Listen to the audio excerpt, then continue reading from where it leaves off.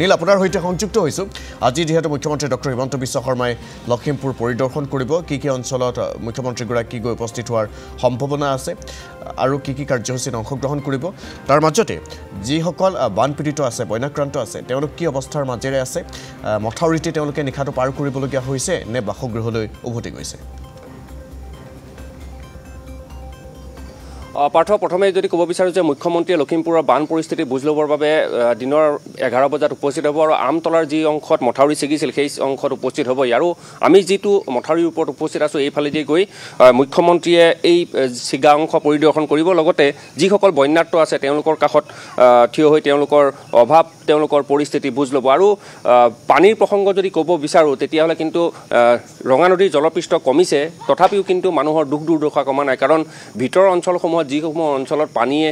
প্লাবিত কৰিছিল সেই পানী এতিয়াও শুকোৱা নাই গতিকে এইসকল লোকে ঘৰলৈ কেতিয়া যাব পাৰিব বা কি কৰিব সেয়া কিন্তু নিশ্চিত হোৱা নাই অকণমান কথা পাতিব বিচাৰিছোঁ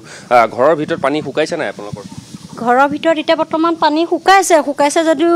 আঁঠু ওপৰত হৈ আছে যাব পৰা অৱস্থাত নাই মানে একো কাপোৰ কানি ল'ৰা ছোৱালী কাপোৰ কানি উলিয়াব পৰা নাই মানে ধৰক যাৱতীয় বস্তু কেইটামানো আনিব পৰা নাই কালি ৰাতি বৰষুণ দিলে পানীটো এইটো এতিয়া ক'বলৈ গ'লে টিপাল নহয় পানী কাপোৰ এনেকৈ গুচি আহিছে উপায় নাপায় তলৰ পৰা ফুটা কৰি এই টিং চিং পাতি দিছোঁ ৰাতিটো বৰষুণ আহিছিলে কেনেকৈ থাকিলে তেনেকৈ একদম বোকাই বালিয়ে পৰি থাকিলোঁ আৰু কি ক'ম এই পোৱালিকেইটাৰ লগতো থাকিবই লাগিব এতিয়া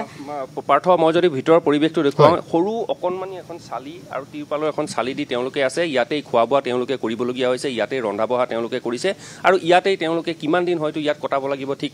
এতিয়াও কিন্তু ঘৰলৈ কেতিয়া ঘূৰি যাব পাৰিব সেয়া সম্ভৱ নহয় আন এটা কথা যদি মই ক'ব বিচাৰোঁ যে মুখ্যমন্ত্ৰীগৰাকী আহিব মুখ্যমন্ত্ৰীয়ে এই পথেৰে গৈ তেওঁ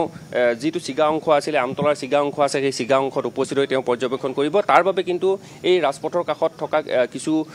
পথ আছে ইতিমধ্যে মেৰামতি চলিছে মুখ্যমন্ত্ৰী অহাৰ বাবে আৰু আমি আন এটা যিটো আশ্ৰয় শিবিৰ আছে তেওঁলোকে নিজেই স্থাপন কৰি লোৱা আশ্ৰয় শিবিৰ আছে সেই আশ্ৰয় শিবিৰৰ দৃশ্য দেখুৱাইছোঁ যে তাত নিশাৰ বৰষুণ আহিছিল গতিকে নিশা বৰষুণ অহাৰ ফলত ৰাজপথত যিসমূহ আশ্ৰয় শিবিৰ আছিলে সেই আশ্ৰয় শিবিৰসমূহতো পানী পৰিছে গতিকে নাজল নাথল এটা অৱস্থাৰ সৃষ্টি হৈছে গতিকে মুখ্যমন্ত্ৰীগৰাকী আহিব মুখ্যমন্ত্ৰীগৰাকী অহাৰ লগে লগে ইয়াত হয়তো ৰাইজে তেওঁলোকৰ অভাৱ অভিযোগ সকলোখিনি তেওঁক অৱগত কৰিব গতিকে আমি কৈছোঁ যে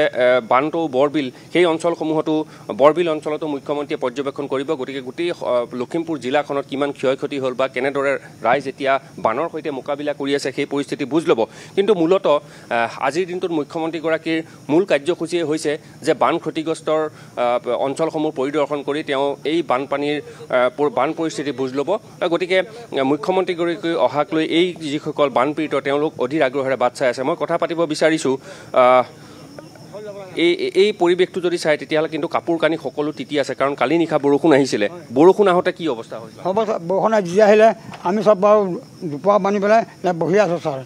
আমি শুবলৈ পোৱা নাই খাবলৈ পোৱা নাই একদম দুখতে আছোঁ আপোনালোকৰ সাহায্য পাইছে নাই কালি দিম বুলি কৈছে আজি দিবহি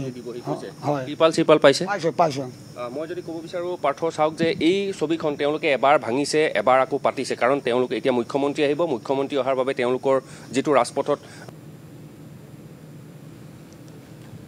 স্থানান্তৰ কৰিবলৈ নিৰ্দেশ দিছে অকণমান কথা পাতিব বিচাৰিছোঁ এইটো আমাৰ কৰিবলৈ দিছে কৰ্তব্য বুলি বোলে এতিয়া আমাৰ এজন বোলে মালিক আহিব তোমাক বনাব লাগিব মানে এইটো আমাৰ কষ্টটো হৈছে ন দেখিছে আপোনালোকে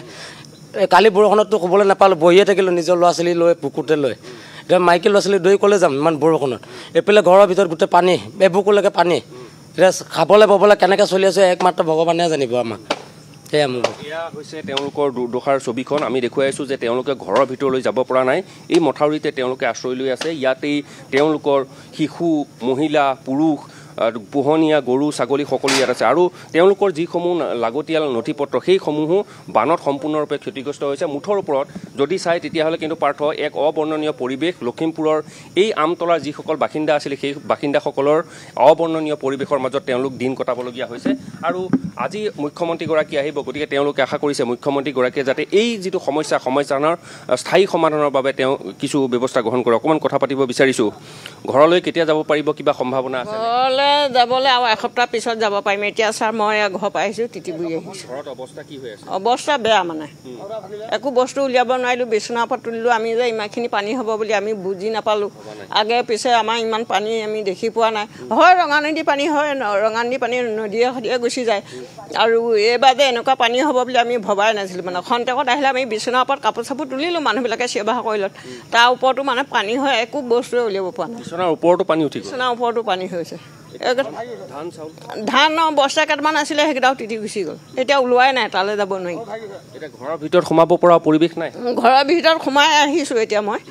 কিন্তু পানী আঁঠু হৈ আছে সকলো নষ্ট এয়া হৈছে বন্যাত্তৰ তেওঁলোকৰ দুখৰ কথা ইতিমধ্যে পাৰ্থ কৈছে যে কালিও আমি এই স্থানত উপস্থিত হৈ বিভিন্ন ধৰণৰ বাতৰি সম্প্ৰচাৰ কৰিছিলোঁ মুঠৰ ওপৰত এই পানীখিনি যিখিনি মথাউৰি ছিগি পেলাই ভিতৰৰ ভাগত অংশত পানী সোমাইছিলে সেই পানী ভাগ ওলাই যোৱাৰ বাট নাই গতিকে সেই পানী ভাগ যদি ওলাই যোৱাৰ ব্যৱস্থা কৰিব পাৰে তেতিয়াহ'লে কিন্তু ইয়াত এই ৰাইজৰ দুখ দুৰ্দশা কিছু পৰিমাণে কমিব কিন্তু যদি পুনৰ বৰষুণ আহে ৰঙা নদীৰ জলপৃষ্ঠ যদি পুনৰ বৃদ্ধি পায় তেতিয়াহ'লে কিন্তু মথাউৰি পুনৰ নিৰ্মাণ নকৰা পৰ্যন্ত এই সকলোকে জীয়াতো ভুগিব লাগিব পাৰ্থ ঠিক আছে ধন্যবাদ জ্ঞাপন কৰিছোঁ নীল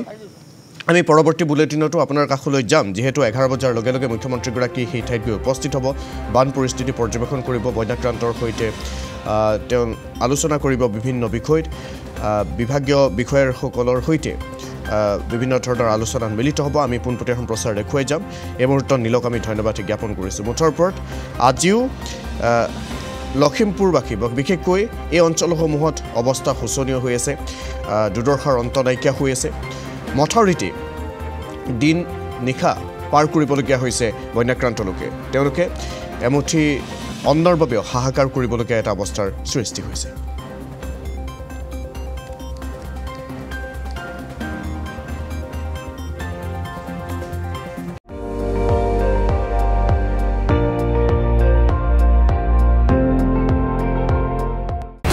আপুনি চাই আছে ND24 সৰ্বশ্ৰেষ্ঠ নহয় সৰ্বোত্তমৰ দৌৰত